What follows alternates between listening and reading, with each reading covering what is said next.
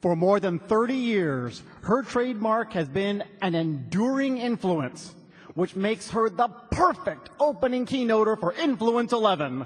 Please welcome the glamorous and gifted Glenna Salisbury.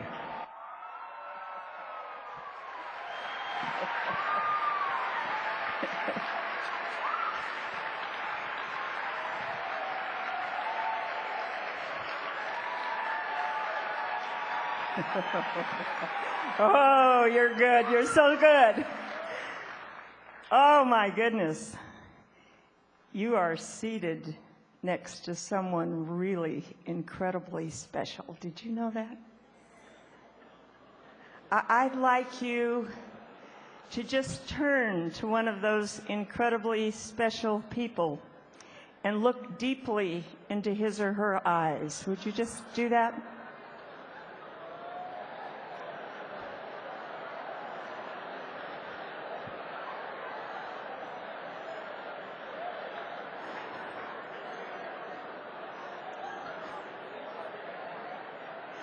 That'll be about enough.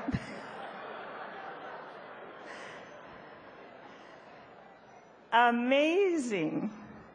Out of 90 billion people that have crossed the face of the planet since the beginning, no one has the iris of the eye you just looked at. And according to the world of iridology and alternative medicine, your entire physiological history is recorded in the iris of your eye. Everything that's ever happened to you, physiologically. And the reality, of course, is we know no one has your thumbprint. Even if you're an identical twin, no one has your fingerprint. And no one has your DNA. And no one has your voice pattern. Imagine that. Your voice pattern is 1 out of 90 billion. So if the Creator went to such incredible lengths to create you uniquely, physiologically, I believe He's designed you with truth to touch lives. And that's what we're called to do when we love the Word and love to speak our truth. So tonight we're going to talk about 5 truths that I think contribute to the essence of our presence. When we're with people on or off the platform, there's something that makes you unique above all. And so I'd like to just chat with you tonight about the 5 things that I think change our lives on the platform, that we create connection, that there's an essence of presence because of these 5 truths. Number 1 is this: if someone else could give your message, then you're not telling your truth. Let me say it again. If someone else could give your message, then you're not telling your truth. And I think that there are many, many things in our lives that contribute to our truth. Number 1 are perhaps the events that unfold. We all have learned things through some events in our life. Would you agree with that? Events create truth. How many of you are married, have been married, or have a significant other? Would you just raise your hand? All right, that'd be about 90% of us. How many of you would agree that these people can be annoying?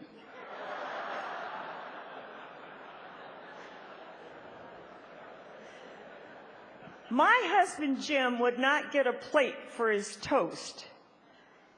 Does that bother anybody else? Crumbs everywhere.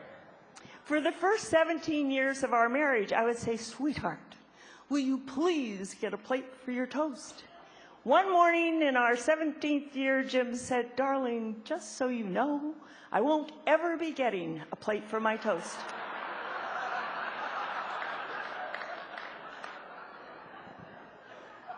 Jim and I got married in 1979, second marriage for both of us.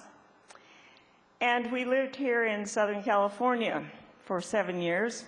And Jim had a boat. The boat was in the water once during those 7 years. Then we moved to Arizona. Got to bring the boat. The boat's been in the backyard 18 years. This boat has never run. This boat has a 454 Chevy engine that has never run. But we pay storage on a backup engine in case the engine that hasn't run doesn't run.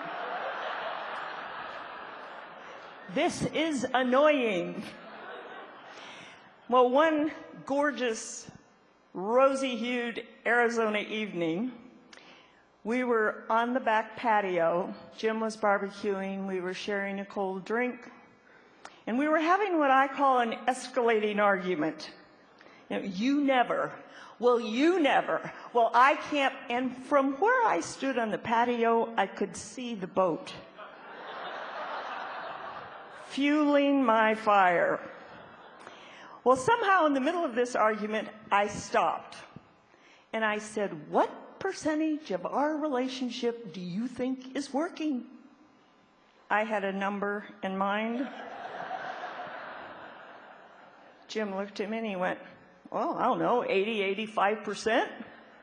I said, then why is it we keep focusing on the 15 to 20% that isn't working?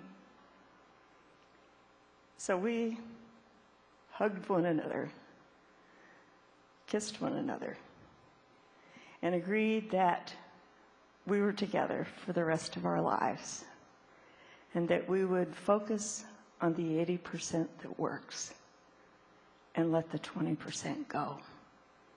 So I planted a large bush.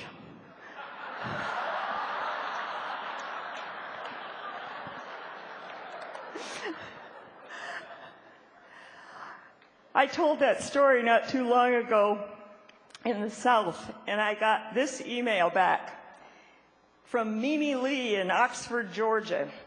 Dear Glenna, I was in your audience in Tennessee last week. I loved your message. I could really identify with your boat problem. 9 years ago, my husband bought a very large, yellow, fully rusted, non-operative bulldozer.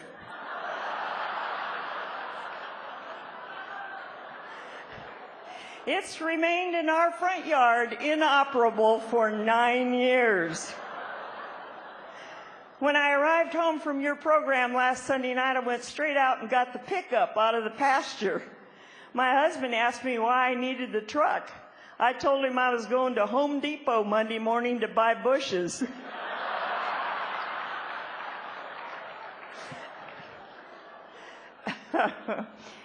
You have truths. I use the 80-20 truth in customer service and leadership development because my viscera understands when 80% works and when you let the 20% that doesn't work go away. And so when I talk about focusing on the 80%, whether I'm speaking on leadership or customer service, doesn't matter. The 80-20 truth is my truth. And so I wonder what your events are that have taught you your truth. Because usually there's a story that goes with it, and it's in the story that you touch emotions. And it's in the emotions that there's the connection, there's the presence. In addition to events, we usually have people who have touched our lives. And we've learned something somewhere along the line from some very unique people that walked into our lives. I grew up in a very tiny town in Illinois, Chillicothe, Illinois, near Peoria. And in the 5,000 people in our town, there were two families that were the garbage collectors, the Boffmans and the Jacksons. They lived near the dump. They wore clothes from the dump, and they smelled like the dump. And in a small town, of course, many of you know that you start out in kindergarten and go through high school with the same people. And from the time we were in kindergarten, you never wanted to sit next to a Boffman or a Jackson because they smelled. And we held our nose and said, ugh. One Monday morning in 7th grade, I was walking down the hall in Pierce Grade School, and here came May Boffman, kind of bent over, filthy dress, matted hair, shuffling kind of next to the wall like people with low self-esteem can tend to do. And for whatever reason, that morning, I said, "Good morning, May. How are you?" I watched the most amazing thing happen. May Boffman went from here. She raised her head and she looked at me and she went, I'm fine, Glenna. How are you?"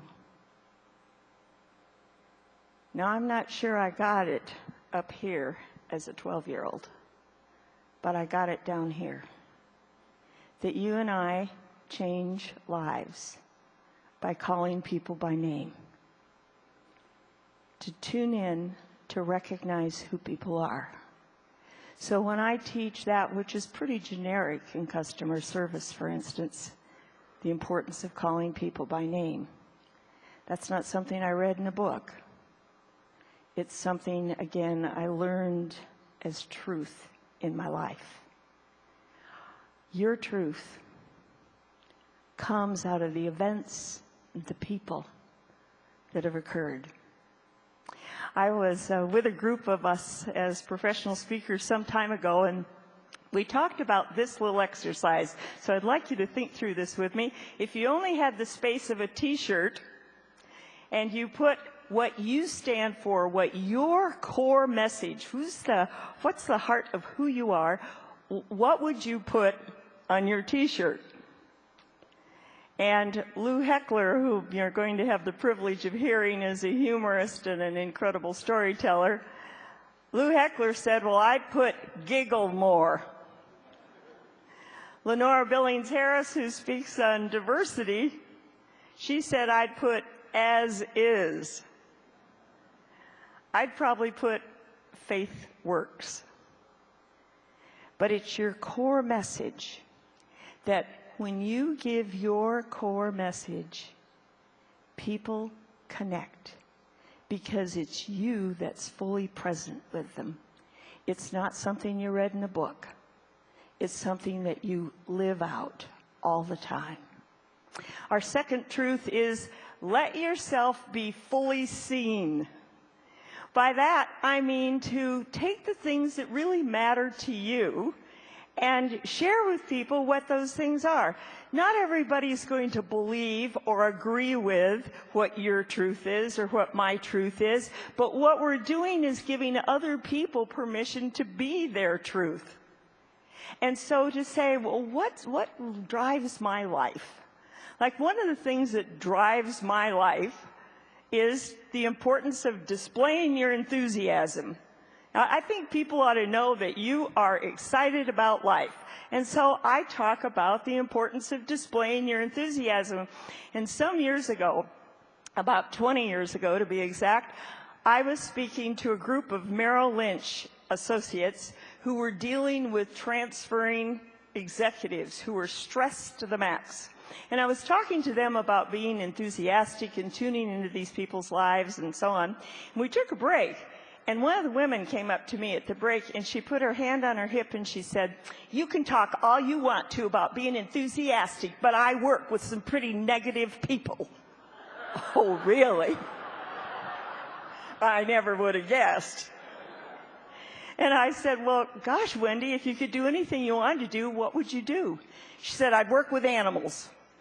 I said, "Well, maybe you need to change jobs." She said, "We don't even have a decent zoo here in Norwalk, Connecticut." And I said, "Well, you know, you might have to move." Well, about a year later, I got a letter from Wendy Killam. She said, "Dear Glenna, you might not remember me." Wrong.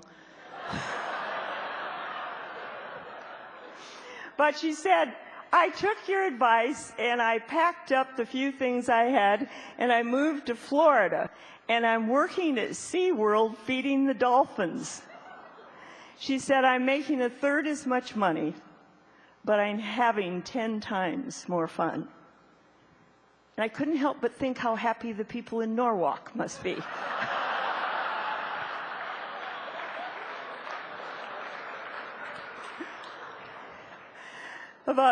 That was 20 years ago. About 3 years ago, I was speaking to the Pennsylvania Home Care Association, and I happened to tell the Wendy Kellum story.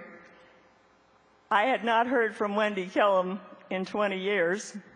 3 days later, I got an email from Wendy Kellum. She said, "My second cousin was in the audience." And she told me, "You told my story." She said, "I just want you to know I'm now the head of the motivational team at SeaWorld." All right. So to let yourself be fully seen is to talk about your truth, because you have truth, and that's what produces results. It's what produces the connection. It's why people remember what you say. Another one of my truths is ask questions and listen to the answers. I believe that every one of us, every one of you has a story. And that if we sat one-on-one, I would love to hear your story.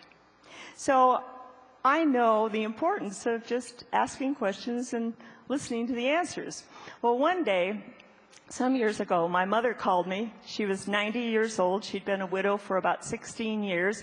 She lived about 40 minutes from me in Arizona, and she lived in her own home and did her own cooking and so on. So she called and she said, "Glenna, I need to buy a new Lazy Boy recliner. Would you go with me to the Lazy Boy store and help me pick out color and style and so on?" So I said, "Sure, I'd be glad to do that." So we're going through the Lazy Boy store with the salesman, and suddenly I stopped and I said, "I'm sorry. I haven't asked your name. I'm Glenna, and this is my mother, Helen. Tell me your name." And he said, "Well, my name's Harold." I said, "Well, Harold, nice to meet you. Where are you from?" Harold said, "I'm from Sheldon, Iowa." I said, "Oh, my gosh, Mom, that's where you grew up." My mom looks past me. She looks at Harold, and she says, "Would you know my old boyfriend?" Harold goes, "I don't know. What was his name?" She said his name was Vernon Ingalls. Harold goes, "Oh my gosh, he's my best friend. I just saw him last month when I was home there in Sheldon. You know, his wife died about 4 months ago." My mother said she did. So, of course, she immediately got Vern's address and phone number, and they began to correspond, and after about 6 months, Vern called my mother, and he said, "Gosh, Helen, I'd love to come and visit Arizona and maybe stay with you for a month or two." Now, my mother lives in a little proper retirement area with a lot of proper widows, and she was not sure what they would think about this, so she did a door-to-door community survey. They said, "Bring him in." And then she called me because I'm the oldest of the 4 kids, and she goes, "I don't know, Glenna, what do you think? I've got 2 bedrooms. I said, "Mom, are you on the pill?" No.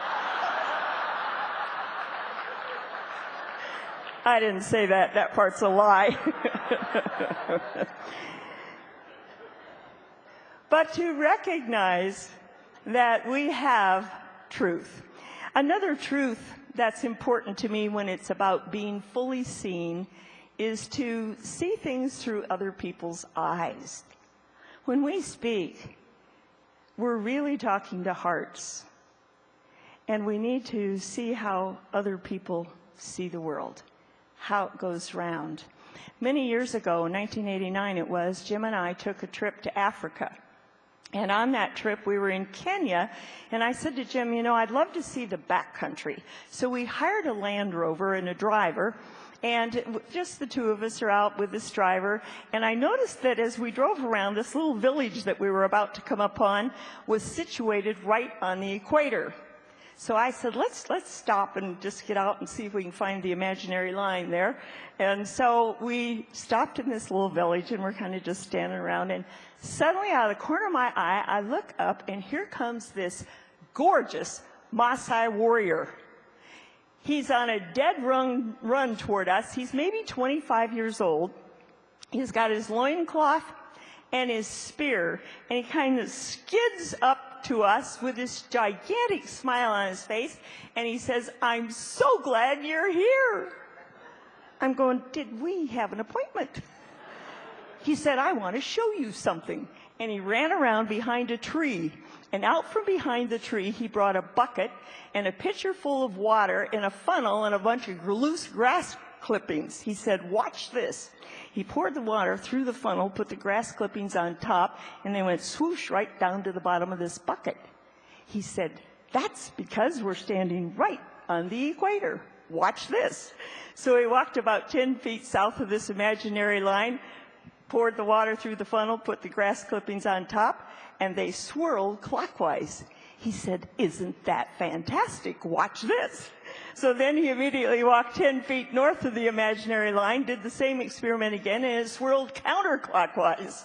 He said, "Isn't that incredible?" And we paid him. Isn't that incredible? Now, how many times do you think he'd done that little experiment? Hundreds, that's exactly right. But it was the first time for us. And he presented that as if he had never given it before, because he knew it was the first time for us. We tell many of our stories over and over and over again because they are our truth. And it's our truth that has power. But to tell the same story over and over, you have to live it emotionally afresh when you're telling it. So you can tell your stories again and again because it is your truth. But to be present and not simply speaking words.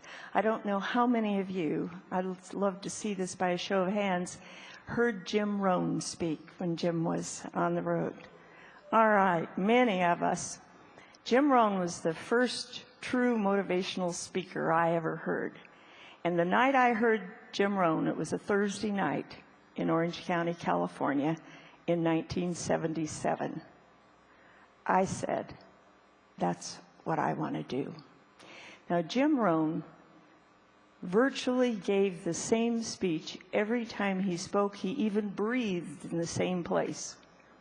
And he'd put his elbow on the lectern and share his truth.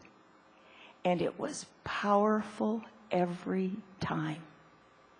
You experienced truth every time Jim Rohn spoke.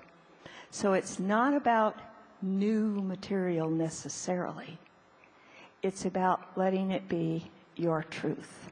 Number 3 on our list of 5 truths that I think is important is deliver your truth delightfully. People need to come with you emotionally. They need to come with you intuitively. They need to come with you intellectually. They need to come with you. And so that means that there's a way of speaking that delivers what your truth is delightfully. I think one of the key factors in that is laughter. That people just need to be able to laugh with you. There's something about laughing that opens up your spirit.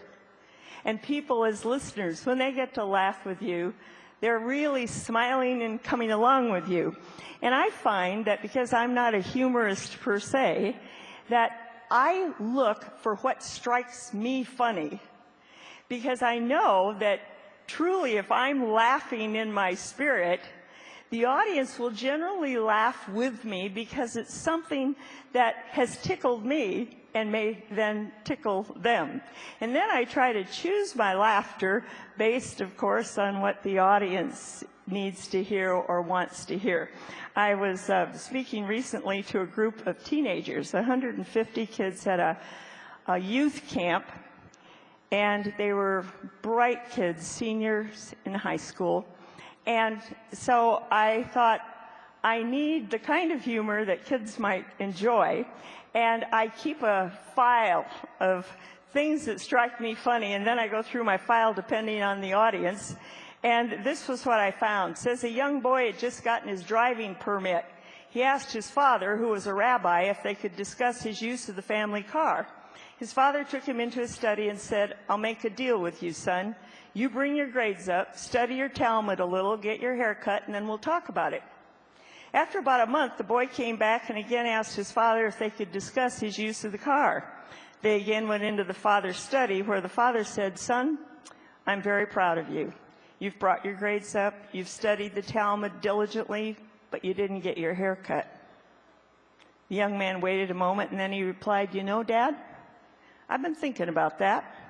You know, Samson had long hair, Moses had long hair, Noah had long hair, and even Jesus had long hair." The rabbi said, "Yes, and everywhere they went, they walked."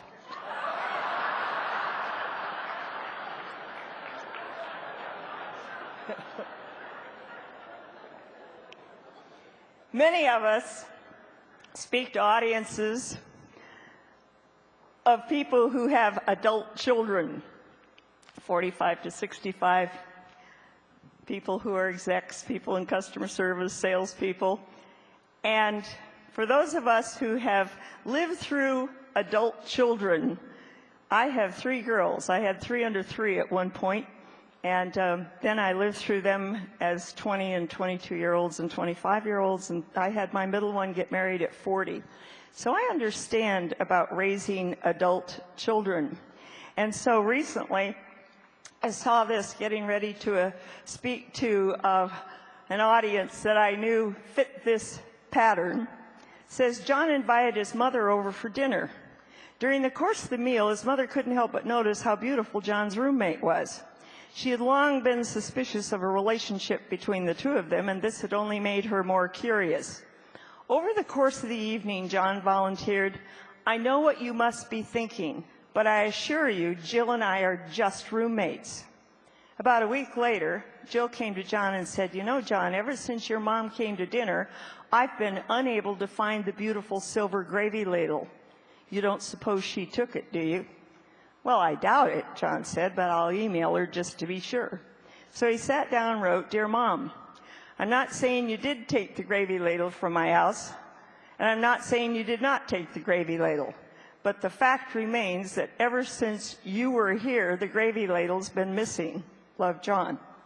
Several days later, John received an email from his mother, which said, "Dear John, I'm not saying you do sleep with Jill, and I'm not saying you do not sleep with Jill. But the fact remains that if Jill was sleeping in her own bed, you would have found the silver gravy ladle."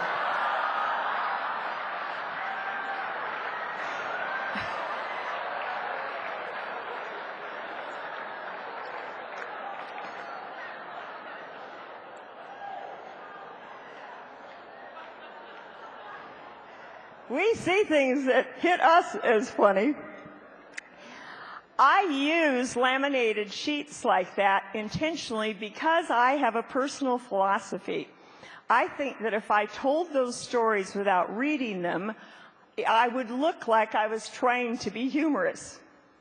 But when I share it and it's somebody else's humor, we get to laugh together about it. And so, however you find your humor, the laughter piece is important. Another piece in terms of delivering your truth delightfully is what I have termed my PSA formula. You make a point, tell a story, and apply it to the audience. PSA, point, story, application, because it creates a rhythm so that people have a chance to absorb content, then they can feel the content with a story, and then if you are applying it to the audience and understand your audience, then you're going to bring a truth that you can then help them grasp for themselves. Sometimes I turn around and do the SPA, tell the story first, then make the point, then make the application. And I have found a simple way. I write out just generally longhand what I think I'm going to say at any given presentation, and then I do what I call color coding. I go through with a yellow highlighter and highlight all my main points. Then I go through with a red highlighter and highlight all my stories or illustrations. And then I go through with a green highlighter and highlight all my applications. And then I look at what I've got, and if it's all yellow, I know it's going to be boring, too much content. If it's all pink-red, then I know I'm going to give too much fluff and not enough content. And if there's no green, then I'm not paying attention to my audience. And so to recognize that there's something to be said for thinking about rhythm, because it's delivering your truth delightfully. Another part of delightful deliverance is what I call pacing, because we tell a variety of stories and illustrations, and we need to know where to go with the audience. In 2001, December 2001, Jim and I went to Cabo San Lucas on vacation. And when we came back, Jim was not feeling good at all. And he put off going to the doctor, and finally he got deathly ill, and we went and we found out that he had a duodenal ulcer. And so he had it cauterized and came home the very next day from the hospital. But he still didn't feel good. And after 4 or 5 days, his watermelon-sized knee began to be so stiff he couldn't walk. Now, Jim had played for the Detroit Lions and the Green Bay Packers, and he had knees that bothered him as a guard who had carried a lot of guardism around with him. And so he eventually had to go back to the hospital. Well, it turned out that he had picked up a staph infection when he had the ulcer, and it had turned into sepsis, which becomes deadly. And for the first 6 weeks Jim was in the hospital, he lost 100 pounds. And he was there day after day after day. And every doctor tried to fix it. The infectious disease doctor, the heart doctor, the kidney doctor, and eventually Jim's kidneys failed. So he had to go on dialysis. And he was on dialysis for about 3 weeks. And one Thursday morning, I went in especially early to the hospital. And it was the Thursday before Easter weekend. And I said to Jim, "Gosh, babe, how are you doing?" He said, "I don't think I want to keep doing this." And I said, "Well, you have a choice." He said, "I know. It's resurrection weekend. I think I'll head for heaven." Well, the kidney doctor told him that if he got off dialysis, he would probably live about 2 weeks. And Jim said to me, "I don't want to live 2 weeks." And I said, "Well, then I'm going to lay hands on you and pray the angels come for you right away." And Jim died Good Friday afternoon. He went to heaven knowing that we'd lived our 80% together for the 23 years that we were married. And I know that many of you are experiencing some pain, whether it's in health issues or financial issues or heart issues. And you know, the reality is that our pain is ours, but every person in our audiences are experiencing pain too. So when you've lived through pain, it's a part of who you are, and it's a part of your truth. And depending on where you are in processing that, it's important to share that. And I find that I can share it because Jim and I had learned the 80-20 principle. And then there are other times that we become cynical with some of the things going on in our lives. I saw a cartoon the other day. Shows a picture of a man who's obviously just had a doctor's exam, and the doctor's standing outside the office, the exam room, talking to the man's wife.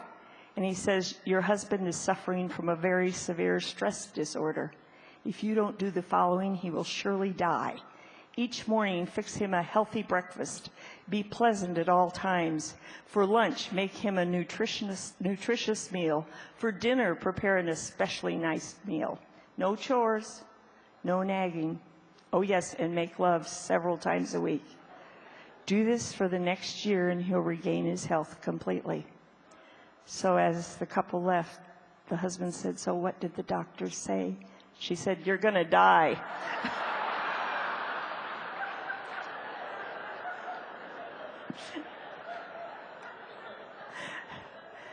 Pacing is not to leave people in a bad place, but to bring them to another place.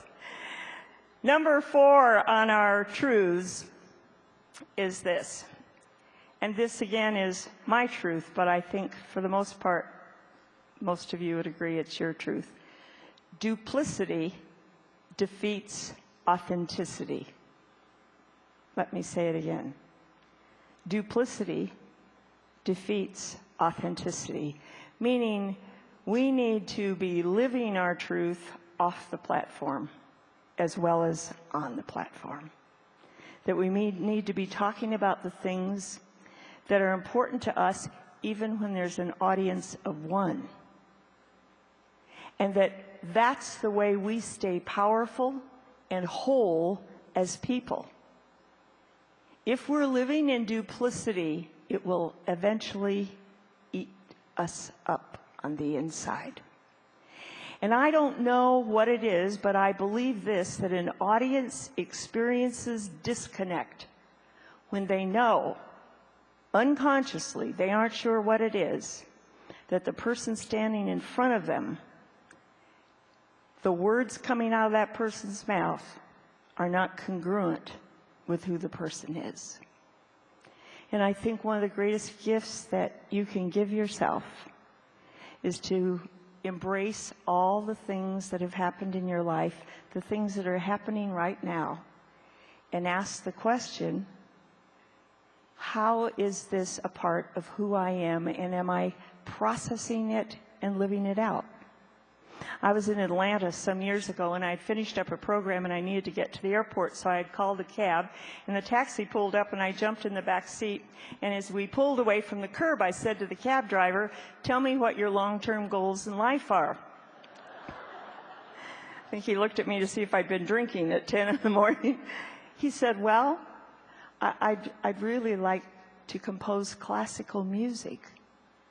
But he said, "I have a wife and a 3-year-old little girl, and they're my real priorities at this point."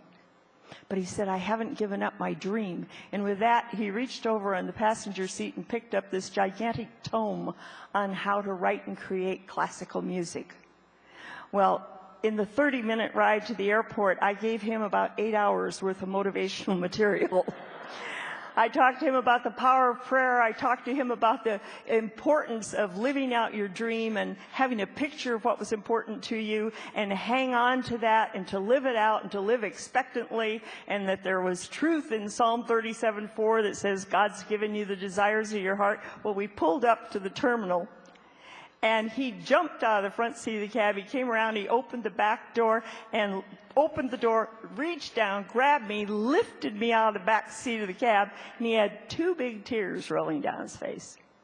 And he said, "Lady, you have changed my life." Now, who do you suppose, thank you. Who do you suppose got the greater blessing there? I did, you bet. People need to be loved. Other than food and shelter, there's no greater need that we can meet in people's lives than to love on them. We don't have to impress them. We don't have to be somebody. We just get to love on them. I was on a plane from Philadelphia to Phoenix about 18 months ago, and I was seated in row 15 in the aisle seat, and nobody was in the middle seat yet, or the window seat, so I'm kind of watching people board. And all of a sudden, I see this guy get on, and and forgive me for those of you who ride motorcycles, but he was the caricature of the Harley-Davidson motorcycle person. He was about 320 pounds. He had his hair in a long ponytail. He had earrings in both ears. He had tattoos up both arms. And what do you think I knew? He's coming to my row. And of course he did, and his girlfriend was trotting along behind him, and he got to the row, and he put the girlfriend at the window, and Harley sat in the middle, and pulled up the arms and spread out. And they had brought a couple with them that were seated behind them, and they had spent quite a bit of time in the bar. And so they were having a 4-letter word conversation, and as we flew away, I was getting ready to speak at a Bible retreat for 3 days. So I had my Bible out, and I'm thinking, this is so exciting. I can hardly wait to see what's going to happen. Because I was certain they were coming to my row, and there had to be a reason. So I'm working away at my Bible. Pretty soon, Harley's girlfriend has to go to the bathroom, so Harley and I get up, and she gets out. He comes back, gets next to the window, and here comes the girlfriend back. She sits in the middle seat, and she leans over to me after being there for maybe 1 minute, and she said, "Could I ask you a personal question?" I'm waiting. I said, "Yes." She said, "Do you have to be baptized to go to heaven?" I said, "Would you like to go to heaven?" And she started to cry. She said, "I've wanted to talk to somebody about going to heaven for 3 or 4 months now." I said, "Well, you're in your ordained seat." And I said, "The good news for you is the thief on the cross was promised he'd go straight to heaven, and he didn't get down and get baptized." But I'll share with you about faith. Harley, of course, as Regina's crying, is going, "What's going on over there?" Regina says, "I'm not sure you'd understand." The reality is that we're walking, every one of us, each one of you, in the steps that have been ordained for you to walk in. And that you get to be the person to embrace your truth and live it off the platform as well. Truth number 5, no one is going to get ahead of you. You know, the world is filled with a sense of competition. And I think one of the great gifts we can give one another is to recognize no one's going to get ahead of you. Because only you can be you. There's a great book called The Second Force, written by a man by the name of Gary Emery. It's a relatively old book, but he talks about the importance of rhythm in speaking and writing. And he says, take the long view of your career and your purpose. Remember, no one will get ahead of you because only you can stand in your place. And then he added, consider the feelings you experience behind the words you speak, because words alone are lifeless. Some of you know the name Brené Brown. She's a research professor at the University of Houston, and she's been on the TED series on the internet. But she specializes in connection and authenticity.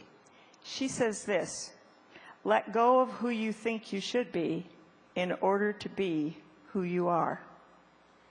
Be imperfect. Have compassion for yourself.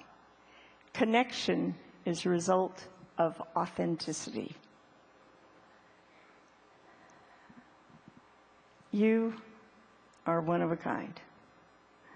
You've been called to speak truth, your truth, into the lives of the people among whom you mingle.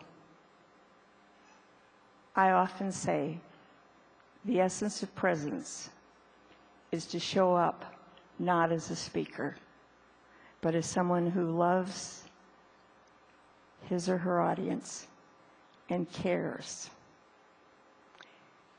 In the beginning was the Word. What's really mattered was the message, the meaning, and the mission that drove the truth in the message. And so often today I think that sometimes we think what matters is the money and the marketing and the media. No, that may be a part of getting your message out, but what really matters is you bringing who you are, all that you've been created to be, and expressing that truth, your truth, delightfully. So it's my delight to have shared with you tonight and to share all these moments that are coming the rest of these days together. Thank you so very much.